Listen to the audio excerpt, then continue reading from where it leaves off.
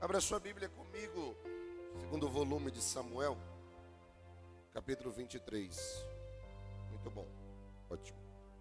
Segundo volume de Samuel, capítulo de número 23, versículo de número 11.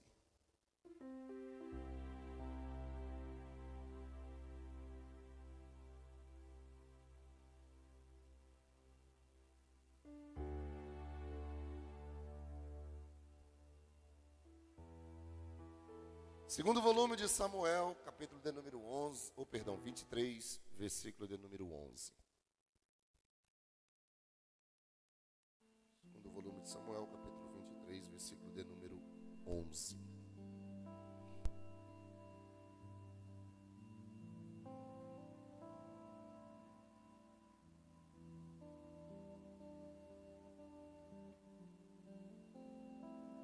Depois dele vinha Samá, filho de Agé, o Ararita.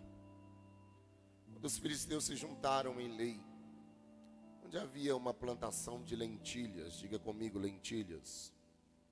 Não, você pode dizer mais alto, diga lentilhas. E o povo fugia dos filisteus. Samá pôs-se no meio daquele terreno e o defendeu, diga comigo, defendeu. Mais alto, diga defendeu. E matou os filisteus. E o Senhor efetuou grande livramento. Você pode dizer glória a Deus aí? Pai, nós te damos graças porque o Senhor é bom, a sua misericórdia dura para sempre. Obrigado, Jesus, porque até aqui o Senhor tem nos conduzido. Fala conosco não aquilo que queremos, mas aquilo que precisamos ouvir da tua palavra, em nome de Jesus Cristo. Nós estamos numa série sobre forjados em guerra. Estamos estudando sobre Davi e os seus valentes.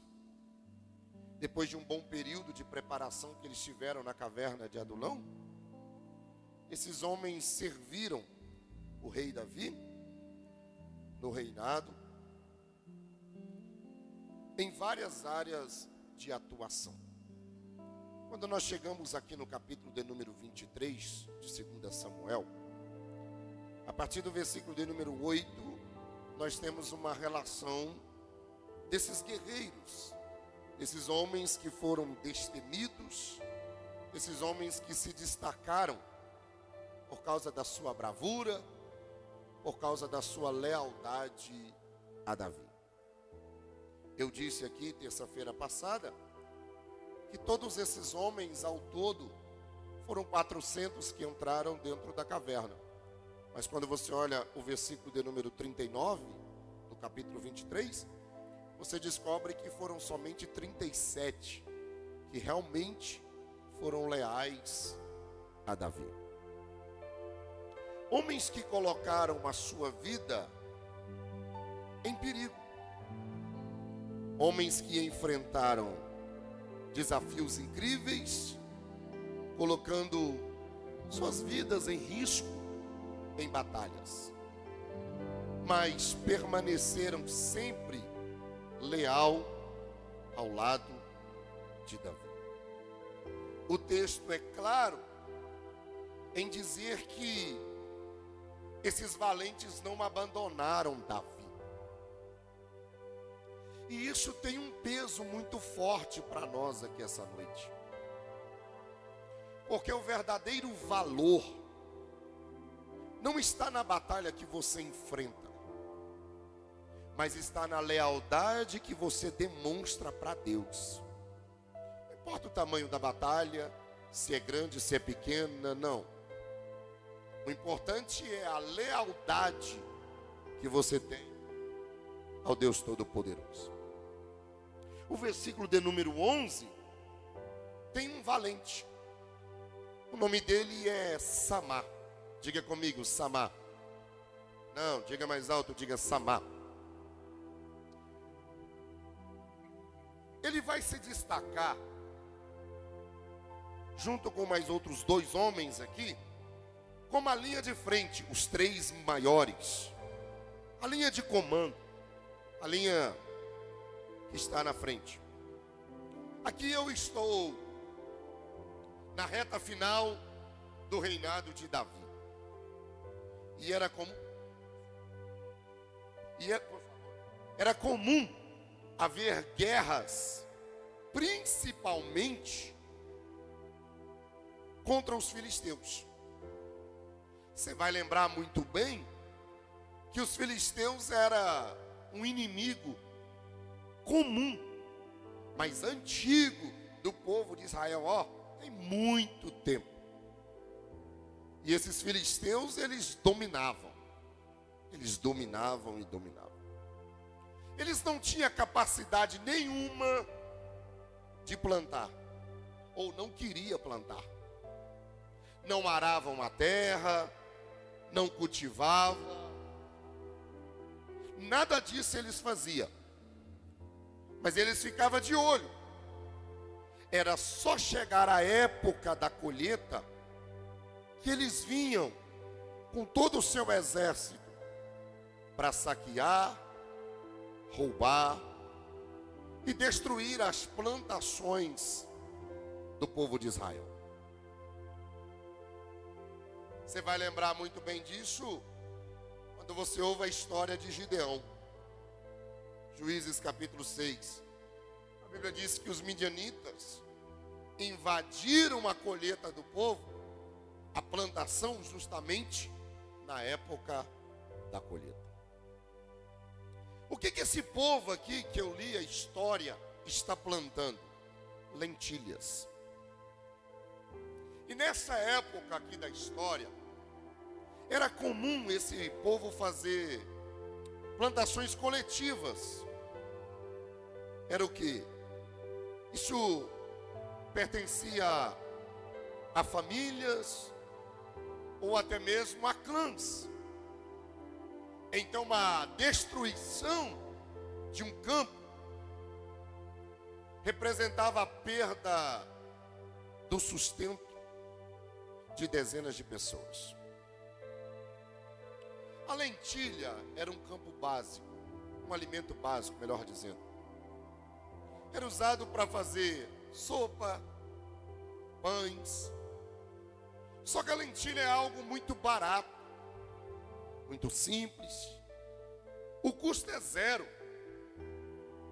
É só você lembrar daquela história de Gênesis capítulo 25, quando Esaú está voltando do campo e Jacó, o seu irmão, está fazendo um guisado de lentilhas.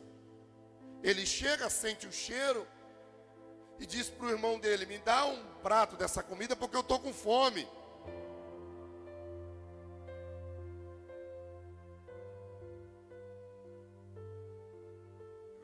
O irmão dele disse: te dou, com uma condição: se tu me vender o direito de primogenitura. Esaú negocia o seu direito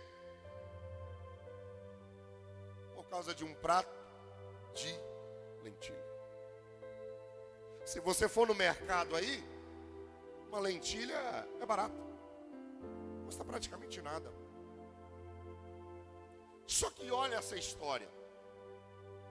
Esse camarada chamado Samar decidiu por conta própria se levantar para defender um campo de lentilha, que poderia ser algo insignificante, mas simbolizava o zelo por aquilo que Deus havia dado como herança. Quando você vai para Deuteronômio capítulo 8, do versículo 7 ao versículo 9, você vai descobrir Deus fazendo uma promessa para o povo de uma terra. Essa terra é uma terra prometida, é uma terra que emana leite e mel, é uma terra que Deus prometeu para o seu povo. Então essa terra que Samar está defendendo é justamente essa terra. A terra que mana leite e mel. Quando os filisteus resolveram atacar essa plantação, o texto diz que o povo fugia, corria, se escondia, ninguém permanecia.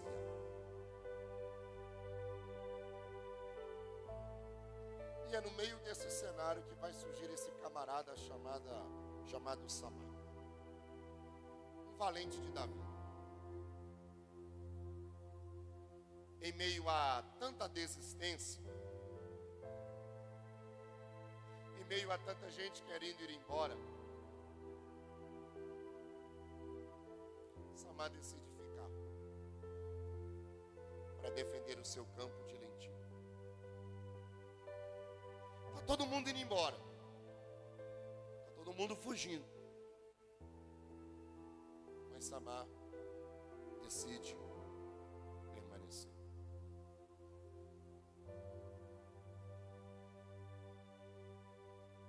Qual é a ideia do texto? É defender o que é nosso. Essa é a ideia. Às vezes a gente lê alguns textos da Bíblia, principalmente textos do Velho Testamento. E às vezes a gente lê e fica se perguntando: o que esse texto do Antigo Testamento tem a ver com a minha história? O que esse texto do Antigo Testamento tem a ver com a minha vida, com a minha realidade? E aí eu gosto de Paulo. Vamos ler um texto?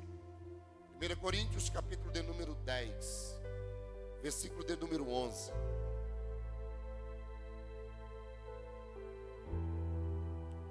Coríntios, capítulo de número 10, versículo de número 11. É Paulo que está dizendo, e Paulo está associando a fala dele com o Antigo Testamento. Olha o que Paulo está dizendo. Estas coisas, que coisas? Essas coisas do Antigo Testamento aconteceram com eles, com quem? Com o povo do Antigo Testamento. Para quê? Para servir de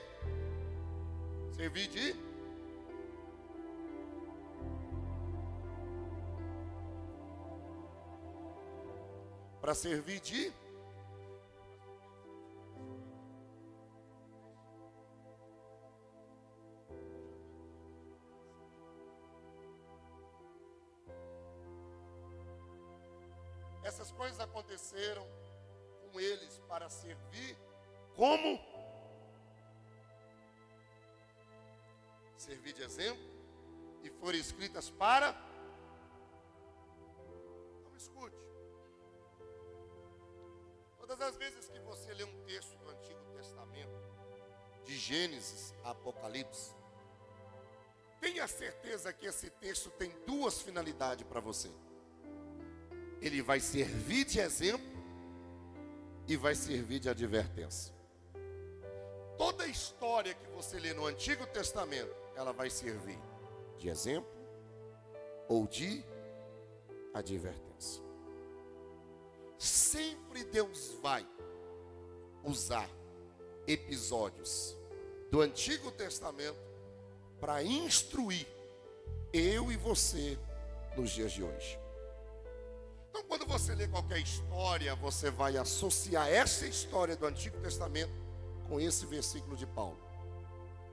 Essa história serve para o meu exemplo e serve como advertência para a minha vida. Qual é a diferença do texto que a gente está meditando de Samar para os dias de hoje? É que o Samar aqui, ele enfrentou uma luta de sangue, um combate, guerra, contato físico.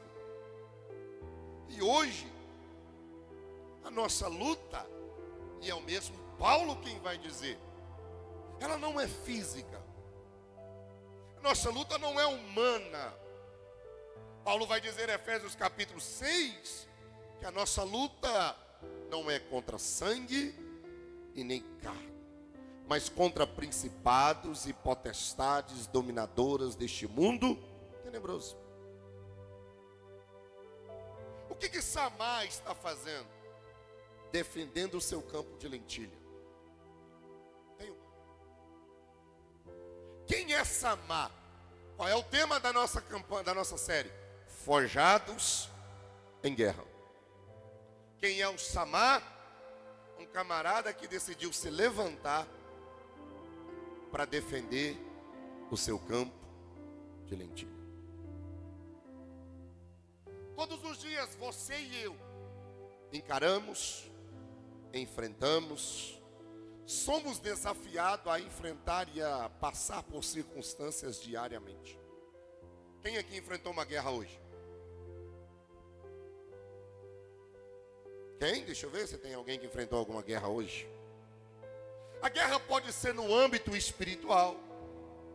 A guerra pode ser no âmbito físico. A guerra pode ser de várias maneiras. Só que a história desse camarada está escrita em 2 versículos. Quantos versículos? Quantos versículos? E por que Samar está com a história registrada na Bíblia? Ele não se destacou, pastor Jonathan, por correr mais rápido. Mas ele se destacou por ser alguém que permaneceu firme. E para você que está anotando, quais são as lições que esse texto vai trazer para nós? Qual é a lição importante que esse texto traz para a minha vida e para a sua vida?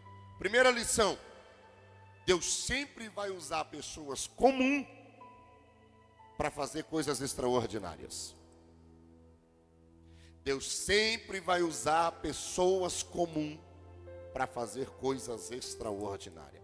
Preste bem atenção nisso aqui. O nome Samar, no hebraico, ele tem várias variantes, significados: espanto, ouvinte e desolação. Mas eu decidi pegar só essa do meio aqui, ouvinte. Olha o texto, põe o texto de novo, por favor, Janaína. Olha o que o autor está dizendo. Depois dele vinha Samar, filho de quem? Axé, ou Agé, do jeito que você achar aí bonitinho para interpretar. O Ararita. Você sabe muito bem, você que é estudante de teologia aqui, ou você que ama estudar a Bíblia, sabe muito bem que quando o autor do texto sagrado decide colocar a descendência da pessoa, tem algum significado, tem alguma coisa importante para a gente. Você pode observar que não é todos os personagens que têm escrito a sua linhagem, de quem ele é filho, quem é o pai, quem é a mãe. Não é todos. Então, todas as vezes que você se deparar na Bíblia com alguém que está trazendo alguma coisa relacionada ao pai ou à mãe dessa pessoa, vai estudar para você descobrir qual que é a lição que está te ensinando nisso aí. Por quê? Essa história, você sabe muito bem que essa história dos valentes, ela aparece 2 vezes na Bíblia. Ela aparece aqui em 2 Samuel capítulo 23 e 11 e 1 Crônicas capítulo 11 versículo 13, que vai narrar as mesmas histórias. Então, citar o nome do pai de Samar aqui e da onde ele é, tem um peso profético nisso aqui para nós. Por quê, pastor? Porque eu fui pesquisar isso aqui essa tarde. Não se tem muita coisa, pastor Jonathan, sobre o pai dele. Não tem muita coisa. O que tem é 2 versículos que citam só isso aí. Só que essa região que ele é, da região de Ararita, é uma região que faz parte da região montanhosa de Judá. Então esse camarada, o Samar, que é filho de Agé, o Ararita, vem de uma estrutura de vida na região montanhosa de Judá. Você lembra quem é Judá? Judá é o 4º filho de Jacó, com a Lia. Quando ele nasce, a mãe coloca o nome no filho de Judá, que quer dizer louvor e plenitude. E isso tem um peso para nós essa noite, porque você lembra muito bem que Judá é o irmão que não deixou os irmãos matar José. Judá é o irmão que propõe para eles: vamos vender, não vamos matar o rapaz. Se não existe Judá, José estava morto. Se José está morto, não tinha sonhos, não tinha projetos, muita coisa não aconteceria. Então, no ambiente aonde tem Judá, não tem morte. Vou de novo. No ambiente aonde tem Judá, não tem morte. Por quê, pastor? Porque no ambiente aonde tem Judá, tem louvor. No ambiente aonde tem Judá, tem plenitude. Eu tenho uma palavra para liberar para o coração de alguém aqui essa noite. Se você que me ouve essa noite permitir o louvor habitar em sua trajetória, haverá vida na tua casa em vez de morte. Ambientes serão transformados por causa da essência que você carrega na sua vida. Porque quem carrega louvor, quem carrega plenitude, aonde ele pisa, tem vida e tem restauração. É por isso que Deus essa noite está levantando você e está dizendo para você: não importa as dores, não importa os traumas, não importa os erros, não importa os medos, Deus está dizendo: eu estou te forjando nessa guerra como um homem, como uma mulher que vai ter louvor, como um homem e uma mulher que vai ter plenitude, e aonde você chegar, você mudará o ambiente por causa da essência que você carrega. Declare para alguém aqui essa noite: a partir de hoje, diga para alguém, a partir de hoje, você transformará os ambientes que você frequenta. Segunda coisa que essa história me diz. Agora o bicho aperta. Agora a coisa aperta agora. Agora vai apertar um pouquinho cedo. Número 2. O inimigo sempre vai tentar roubar as coisas que têm mais valor para você. João capítulo 10, versículo 10 diz que o ladrão, o inimigo, o capiroto, veio senão para roubar. De novo, o inimigo veio para quê? Roubar, matar e destruir. Presta bem atenção no texto. Olha o versículo de número 11. O texto que a gente está estudando. Olha o versículo 11. Os filisteus se juntaram. Esses filisteus aqui é o inimigo. Se juntaram para quê, pastor? Porque havia uma terra cheia de lentilhas. Tem um livro do pastor Jorge Linhares. É antigo esse livro, ó. E o tema do livro é Campo de Lentilha. Eu estava dando uma folheada nele. E eu gostei da forma como o pastor Jorge Linhares expôs algumas coisas. Porque essas lentilhas, pastor Cleito, elas não apareceram do zero. Essas lentilhas, elas não brotou da noite para o dia. Essas lentilhas, elas precisou ser plantada. E além de ser plantada, alguém semeou, alguém cultivou. Aquele campo de lentilha, alguém trabalhou para que aquele campo desse resultado. Então, quando você chega numa lavoura e você se depara com uma lavoura toda bonita, cheia de milho, cheia de soja, qualquer plantação, alguém trabalhou para que aquela plantação estivesse ali.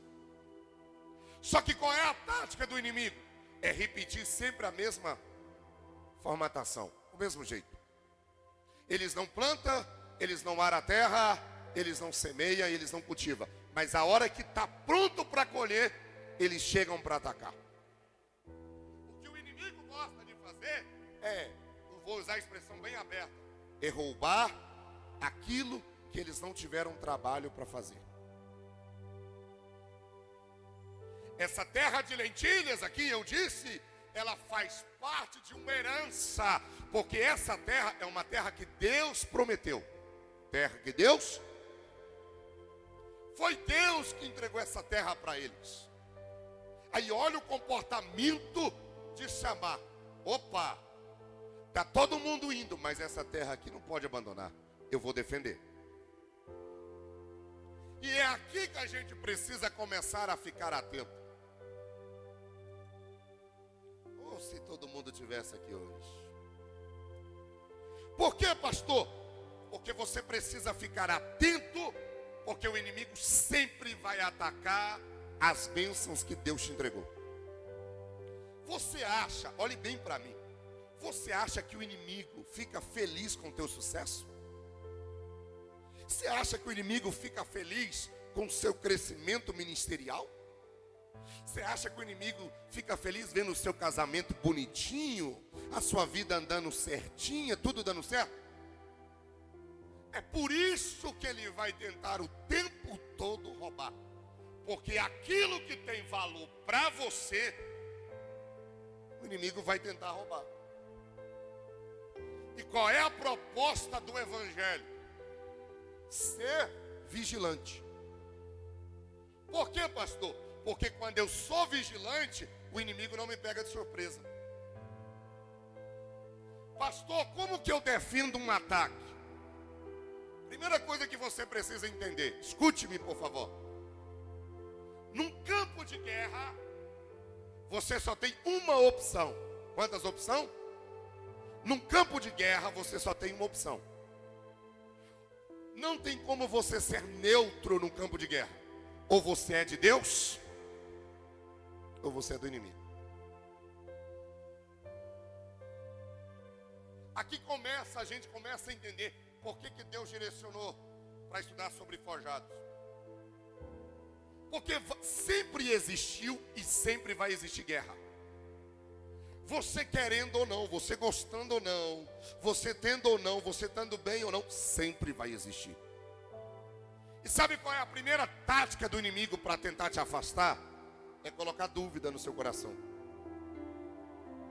Dúvida de que você não é capaz, dúvida de que você não consegue, dúvida no seu casamento, dúvida na sua chamada, dúvida.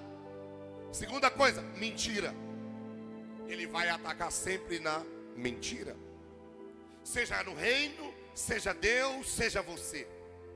O Samar olhou para o campo de lentilha e disse assim: peraí, mas plantou isso aqui, a gente trabalhou dia e noite, o inimigo não vai vir roubar não, isso aqui eu vou defender isso aqui.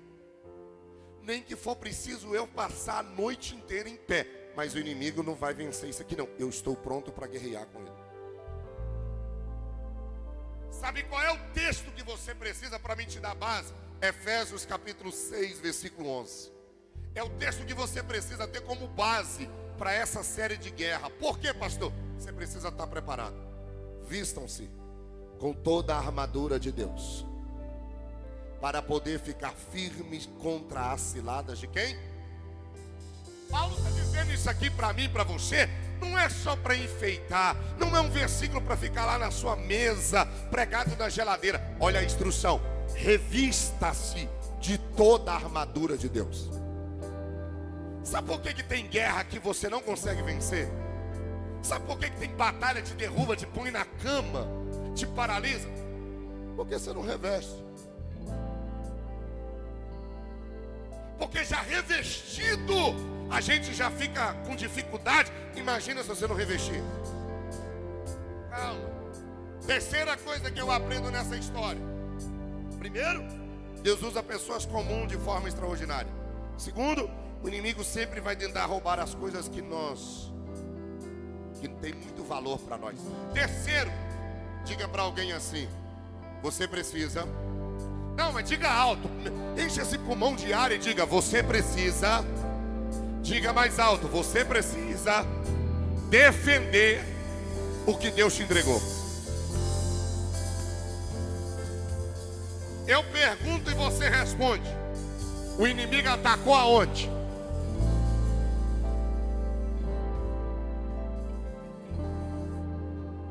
Aonde que o inimigo atacou? Onde havia uma plantação. De quê? De lentilha. Olhe para mim. O inimigo atacou aonde? Onde havia uma plantação de lentilha. Agora eu pergunto e você responde: onde é a sua plantação de lentilha? Seu casamento? Seus filhos? Sua família? Seu lar? Seu trabalho? Seu ministério? A igreja? Seus relacionamentos? Sua mente? Qual é o seu campo de lentilha hoje que você precisa defender?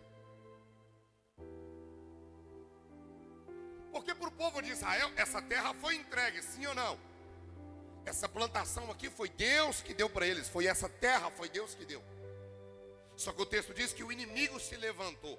E quando o inimigo se levanta, todos fogem. Todos correm. Fica uma pessoa chamada Samar para defender. Aí eu vou citar 3 campos de lentilha aqui para você entender isso aqui. Primeiro campo de lentilha que você precisa a partir de hoje defender com unhas e dentes. Diga comigo, família. Diga mais alto, família. Irmão, deixa eu te contar um negócio. Essa família foi você que conquistou. Você trabalhou, você chorou, você correu atrás. Só que o inimigo, com as suas astúcias e sutilezas, ele quer acabar com a tua família, acabar com o teu casamento. De Gênesis a Apocalipse, você vai encontrar a Bíblia deixando bem clara: família é a base. Família é o quê? Base. E pela família ser a base, o inimigo não suporta ver uma família estruturada. O inimigo não fica feliz em ver a tua família bem, teu casamento bem, teus filhos bem, todo mundo. O inimigo não. Ele vem para matar, roubar e destruir. Só que Deus não te deu uma família para você ser infeliz. Deus não te deu um casamento para você ser infeliz. Não existe família perfeita. Mas eu vou te contar um negócio.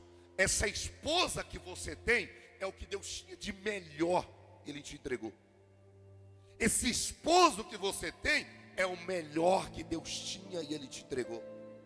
Pode não ser uma Brastemp, mas é o que Deus te deu. E você precisa defender o teu campo de lentilha.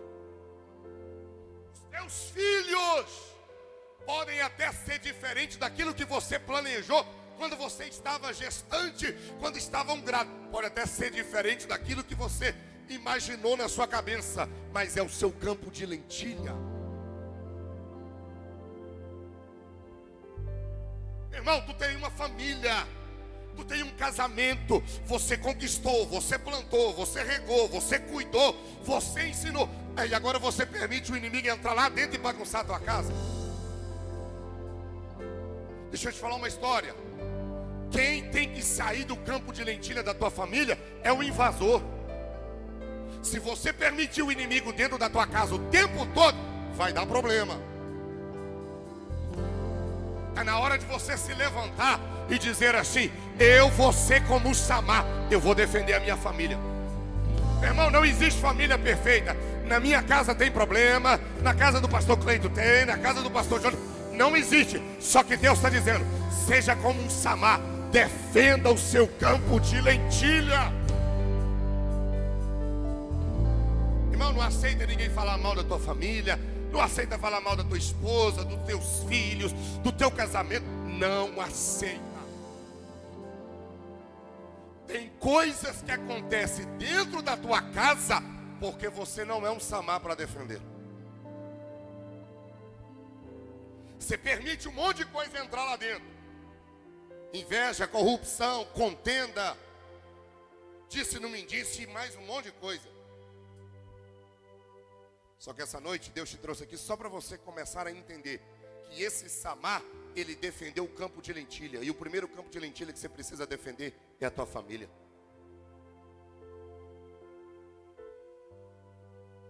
Pastor, o meu marido está querendo desviar. Irmã, põe a boca no pó e vai orar. Pastor, a minha esposa está querendo desviar. Sobe no monte. Paga o preço, porque a família quem te deu foi Deus. Defenda esse campo de lentilha. Segundo campo de lentilha que você precisa defender. Diga comigo: meu ministério. Não, diga mais alto: meu ministério, minha chamada e minha igreja. O maior desejo do inimigo é destruir de forma veemente a igreja. Desde o começo ele vem tentando o tempo inteiro destruir a igreja. E sabe quando ele vai parar? Só no dia que Jesus prender ele nos 1000 anos e acabou dali para frente. Só que você precisa ter na sua mente que você tem um campo de campo de lentilha, que é um chamado, é um ministério, é uma vida com Deus. Aí sabe o que o inimigo faz? Ele começa a minar o seu chamado. Ele começa a minar o teu ministério. Sabe como? Colocando que você é incapaz, que você não nasceu para isso, que você não dá conta de cantar, que você não foi feito para pregar. Começa a colocar dados inflamáveis na sua mente para te paralisar. Aí você tem um ministério, você tem uma chamada, mas o inimigo vai colocando tanta coisa na sua mente que você acaba se entregando. Segunda coisa que o inimigo faz no seu campo de lentilha do ministério, ele começa a dizer para você assim: para que servir? Para que ser crente? Quando você estava no mundo, você ganhava mais, você tinha mais recursos, você tinha mais isso, você tinha mais aquilo, você não sei mais o que. Volta para lá. Porque na cabeça do inimigo, o tempo todo eu preciso tirar ele desse lugar. Terceira coisa que ele faz é começar a colocar na tua cabeça que você não precisa de igreja. Aí ele começa a mostrar as deficiências das igrejas e começa a querer te desencorajar para estar na igreja. Sabe qual é? Eu já estou falando isso aqui, tem mais de ano que eu estou falando isso aqui direto, eu falo isso aqui na igreja. Sabe qual é o ataque do inimigo esse ano? Nesses últimos anos. É o ataque que Faraó fez com o povo. Pôs o povo para trabalhar 24 horas. O povo não tem tempo para Deus. Você sabe que isso, você acha que isso não é um ataque do inimigo? Você acha que o inimigo, irmão, você acha que o inimigo queria que você estivesse aqui hoje?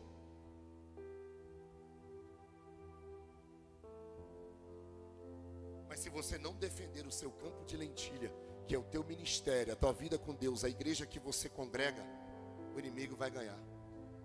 Terceiro campo de lentilha. Diga comigo, minha mente.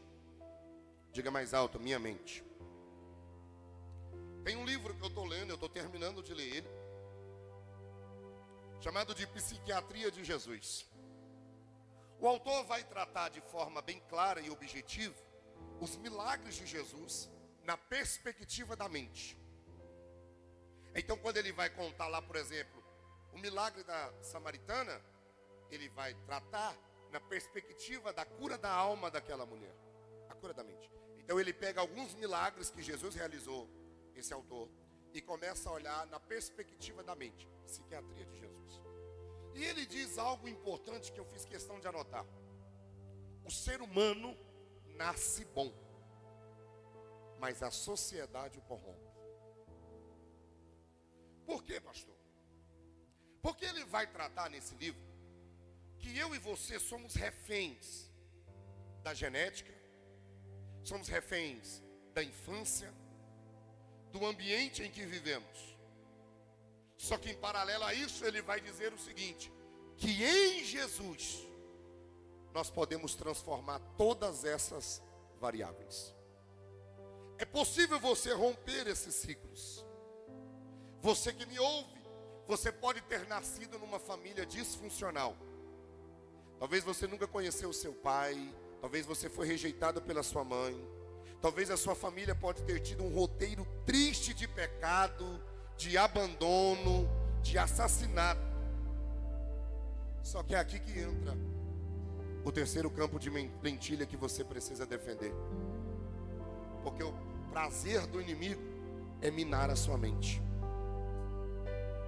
e começar a colocar na sua mente que você foi rejeitado pelo seu pai, que você foi rejeitado pela sua família, que a sua família não gosta de você, que você não nasceu para isso, que você não serve para nada. Aí você começa a lembrar dos abandonos que você teve, você começa a lembrar dos abusos que você teve, das marcas, dos traumas, e aí o inimigo vai colocando na sua mente.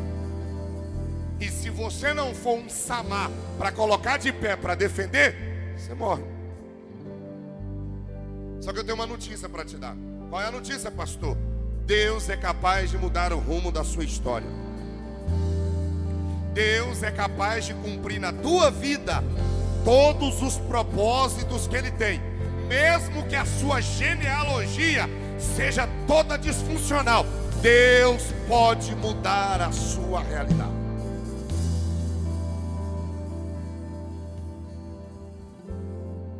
Aí eu vou para o camarada agora para me fechar. Samar teve três atitudes. Samar teve três atitudes que fez ele estar com a história registrada na Bíblia. Primeiro, você leu o texto, sim ou não? Você viu Deus falando para ele que ele deveria se levantar e defender o campo? Você viu Deus falando isso? Então escute isso aqui, culto de ensino, então escute. Por que Samar se levanta para defender o campo de lentilha? Por um negócio chamado consciência. Diga comigo, consciência. Diga mais alto, consciência. Ele sabia que aquela terra que eles estavam plantando era deles. Então ele se posicionou para defender. E sabe o que é o bonito da história? Põe o versículo de novo, minha filha. O versículo de número 12. É que o fato dele ter se levantado por conta própria, por uma consciência, e Deus não mandou ele lutar, olha o final do versículo. E o Senhor deu um grande... O que moveu Samar foi um princípio bíblico.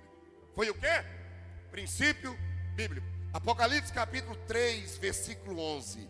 Lembra disso? Guarda o que tens, para que ninguém tome a tua coroa. Quem tem que guardar? Quem tem que guardar? Eu. Então escute. Samar entendeu que a missão dele era preservar aquilo que é dele. Defender o campo de lentilha é responsabilidade minha e sua. Por quê? Deus não pediu. Só que quando ele levanta, olha o texto, e se colocou no meio daquele terreno. Quando ele se levanta, Deus olhou do céu para ele, enxergou coerência no que ele está falando e está fazendo, e decide agir. Você sabe por que Deus entrou nessa batalha? Porque Deus enxergou em Samar posicionamento. Diga comigo, posicionamento. Mais alto, diga posicionamento. Então, a primeira atitude de Samar foi: Deus não disse o que ele deveria fazer, mas ele agiu por consciência. Segundo, Samar se posicionou. Agora escuta isso aqui. Todos fogem. Todos o quê? Ele arrisca a própria vida para defender aquilo que Deus lhe entregou. Então Samar é um homem de posicionamento. Vamos trazer para os dias atuais? Enquanto está cheio de homens e mulheres omissos, que evita confronto, Samar partiu para cima. Moisés se posicionou diante de Faraó e Deus deu o livramento. Elias se posicionou diante dos profetas de Baal e Deus mandou fogo. Então grave isso aqui na tábua do seu coração. Quando você se posicionar, o céu move ao seu favor. De novo, quando você se posicionar, o céu vai mover ao seu favor. Aí, irmão, eu vou desconstruir uma coisa na sua mente agora. Você pode ter 10 anos, 50 anos, 30 anos, 20 anos de crente. Eu vou desconstruir uma coisa na sua mente. Porque a gente tem um pensamento assim: Deus vai lutar minhas guerras. Mas como que Deus vai lutar suas guerras se nem você luta? Tem gente que está sentada dizendo assim: ai, eu vou esperar Deus lutar pela minha família, se nem você se levanta por ela. Pastor, eu estou esperando Deus mudar o meu cenário financeiro, mas nem você está lutando por isso. Por que você acha que Deus vai lutar? Eu vou te provar na Bíblia. Porque tem gente que fala assim: Não, Deus precisa fazer. Deus vai fazer. Deus precisa lutar por mim. Mas se você não está fazendo,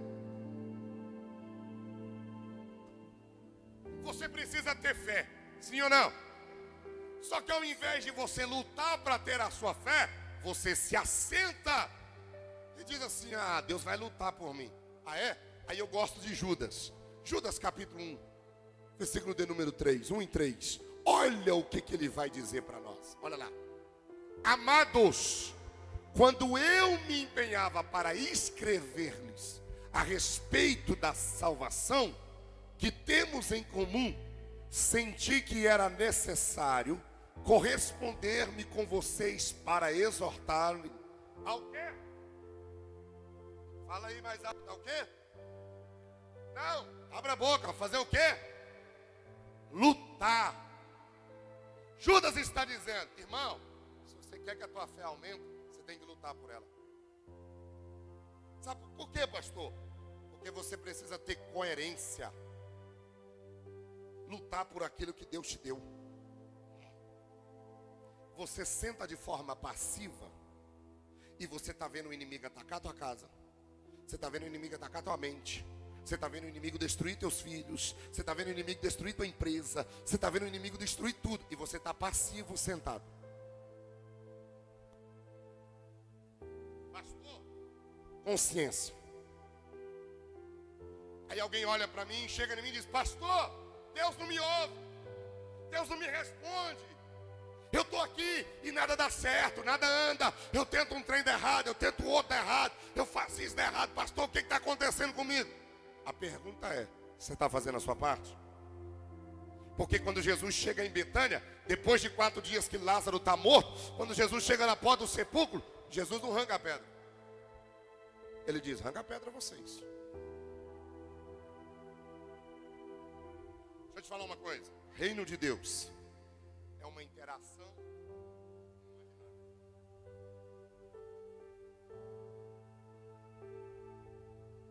É um conselho do pastor para você. Talvez a única coisa que Deus está esperando de você é só um posicionamento. Quando você se posicionar, Deus vai mudar as coisas na tua vida. Mas posicionar não é só abrir a boca.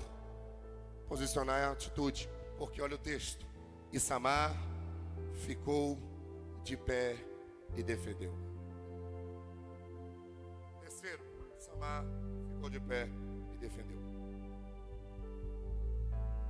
Ele não se posicionou, pastor Cleiton, ficou de pé porque ele era forte. E nem tinha um exército do lado dele.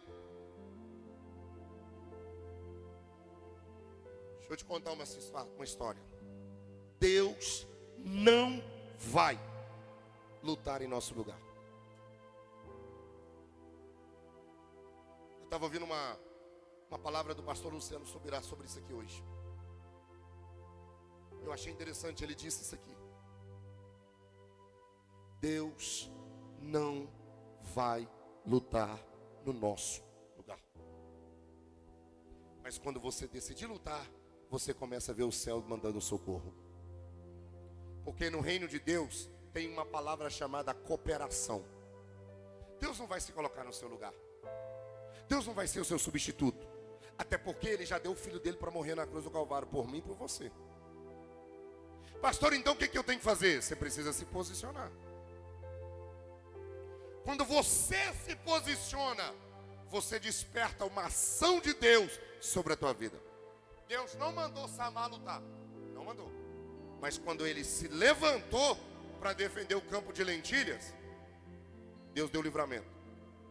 Romanos capítulo 8, versículo 26. Olha isso aqui.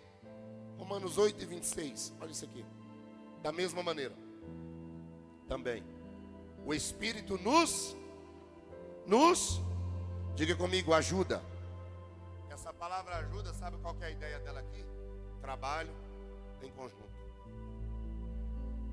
É assim, ó. Sabe o que Paulo está dizendo? Trabalhar em conjunto. Nem Deus vai fazer sozinho, e nem você faz sozinho. Você faz sua parte, e Ele faz a dele. É o próprio Cristo quem vai dizer: sem mim, nada podeis fazer. Então essa ajuda aqui é um trabalho de cooperação. Você faz sua parte, e Deus faz a parte dele. Lembra da Bíblia? Você pede e recebe. Você busca e encontra. Você bate e a porta é aberta. A Bíblia não diz que Deus vai abrir a porta se você ficar parado. Não. A Bíblia diz: se você bater, eu abro. Se você pedir, eu respondo. Você só vai encontrar se você buscar. Então, para isso, você precisa ter uma atitude de posicionamento. Sabe quando as coisas vão melhorar para a sua vida? E eu estou cheio de Deus para declarar isso aqui, para mudar a vida de muita gente essa noite. Não é só caminhar, é se posicionar. Sabe qual tem sido o problema de muita gente por aí? Você está se entregando demais aos problemas. Você está se entregando demais aos problemas. Você está dando mais voz aos problemas do que aquilo que Deus já fez por você. Você está falando mais dos problemas do que falando do próprio Deus. A sua boca fala mais das coisas negativas. A sua boca murmura mais. A sua boca fala mais das coisas ruins do que falar das bondades de Deus sobre a sua vida. Antes de eu vir para cá, eu anotei aqui, ó, no papelzinho. Não era plano de Deus que Israel peregrinasse 40 anos. Põe aí, minha filha, Números 32 e 8. Mas por causa da murmuração deles, olha lá. Assim fizeram os pais de vocês quando os enviei de Cades Barnea para ver essa terra. Verso 9. Eles chegaram até o vale de Escol e vindo a terra desanimaram os filhos de Israel para que não entrassem na terra que o Senhor lhes tinha dado. Então a ira do Senhor se acendeu naquele mesmo dia. E ele é quem? Deus. Jurou, dizendo, verso 11: porque não me seguiram com fidelidade, é certo que os homens que saíram do Egito, de 20 anos para cima, não verão a terra que prometi com juramento a Abraão, a Isaque e a Jacó. Verso 12. Somente Caleb e Josué que verão a terra, porque seguiram o Senhor com fidelidade. Põe Deuteronômio 2 e 14. Eu encerro aqui. Deuteronômio 2 e 14. 2 e 14. 2. Estuda geografia. Você vai descobrir uma informação importante lendo os textos. Esse povo ficou 38. O tempo que caminharam desde Cades Barnea até passar o ribeiro de Zerete foram de quanto?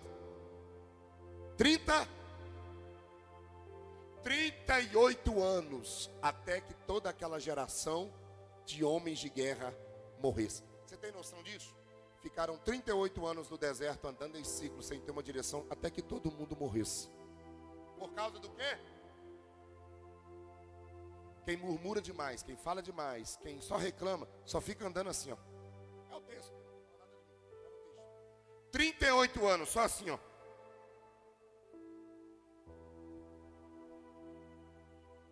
Ao invés de caminhar para um propósito, caminharam para morrer.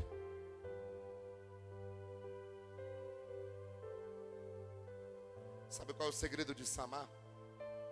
Enquanto todos fogem, ele se levanta para defender. E quando ele decide se defender, Deus dá livramento para o povo. Fica de pé comigo. Eu não sei qual é o campo de lentilha que você precisa defender hoje. Só que essa noite Deus está convidando você para se posicionar. Sua família depende de você. Você não precisa esperar dias favoráveis para se posicionar. Começa hoje. Sua casa está ladeira abaixo, meu irmão. Sua família está descendo ladeira abaixo. As coisas estão virando ao avesso, está perdendo tudo. E você está esperando Deus lutar. E Deus não vai lutar. Porque se você não tiver a sua participação, o mais importante Ele já fez pela sua família, Ginetão. Já fez pela sua família, Pedro. Já fez pela sua família, Micael. Já fez pela sua família, pastor Jonathan, Mateus. Ele deu o único filho para morrer na cruz do Calvário. Ele já fez. Agora, se você quer ver as coisas mudar na sua vida, está na hora de você se posicionar. Irmão, pelo amor de Jesus Cristo, pelo amor que você tem em você mesmo, para de murmurar um pouco. Para de ficar reclamando o tempo todo. Tem crente que você senta para conversar com ele, de 100 palavras que ele fala, 200 é murmurando. Tem crente que você pergunta para ele: irmão, como é que você está? Estou indo. Irmão, como é que você está? Estou levando. Aí passa 3 meses. Irmão, como é que você está? Está ruim. Irmão, estou morrendo. Pastor, mas eu estou ruim. Está ruim? Luta, meu irmão. Luta. Ontem o Mateus disse um negócio para mim aqui na porta da igreja aqui. Ele disse assim: pastor, o cenário para mim na borracharia estava de um jeito que eu não estava aguentando. E Deus me incomodou para mim fazer uma jejum, uma campanha de 150 dias. E eu entrei nessa guerra. Deus agiu com quantos dias? Com 38 dias. Deus agiu, se posicionou, mudou a realidade da vida dele, está mudando a realidade da casa dele. Mas você está parado. Não dá. Começa a pedir para Deus te dar a coragem de samar, de defender tua família. Tua mulher está doente, teus filhos estão doentes, está tudo petecado e você está olhando e está sentado. Permita, Rosana, usar a expressão dos baianos, deitado na rede, esperando. Ei, Deus não vai pegar um anjinho lá e bater na porta da sua casa. Vem trazer uma bênção. O único anjo que caiu do céu, você sabe o que ele virou, né? Deus não vai fazer coisas que é responsabilidade minha e sua. Enquanto o povo estava no deserto, Deus mandava comida. Enquanto o povo estava no deserto, as irmãs não precisavam trocar de roupa e nem de sandália, porque não ficava velha. Mas o dia que pisou na terra prometida, Deus disse: acabou, vai trabalhar agora. Quer comer, tem que trabalhar. Quer vestir, tem que trabalhar. Quer viver, tem que trabalhar. Agora você está esperando. Ai, pastor, eu estou esperando. Está esperando o quê, meu irmão? Os dias estão passando. Reaja, porque quando você se posicionar e colocar de pé, Deus muda a realidade da tua casa. Levanta as duas mãos para o alto. Pai, nós te rendemos nessa noite. Muito obrigado pela vida dos teus filhos que vieram na tua casa, que chegaram aqui, Senhor, com um propósito de viver coisas maiores. Senhor, dá coragem de chamar para esse homem, para essa mulher, para que ele possa entender que existe um campo de lentilha que ele precisa levantar, que ele precisa defender. É a família, é o ministério, é a casa, é a empresa. Tudo aquilo, Senhor, que o inimigo tem tentado roubar dele, roubar dela. Dê, Senhor, sabedoria para ele se posicionar, para ela se posicionar. É o que eu declaro no nome de Jesus.